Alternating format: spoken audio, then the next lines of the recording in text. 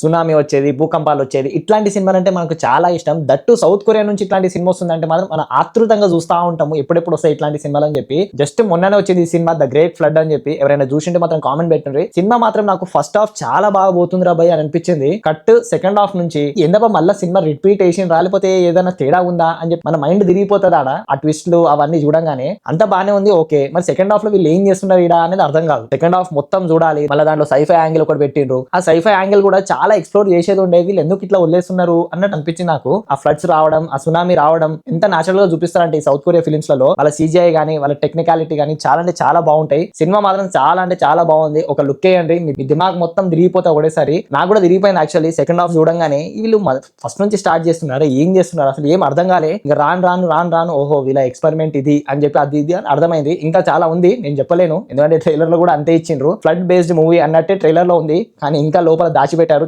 చాలా దాచిపెట్టిండ్రు. South Korea cinema అంటే మీరు పడి వస్తారని చెప్పి నాకు తెలుసు. సో చూసేయండి. Signing off from movie. జై హింద్.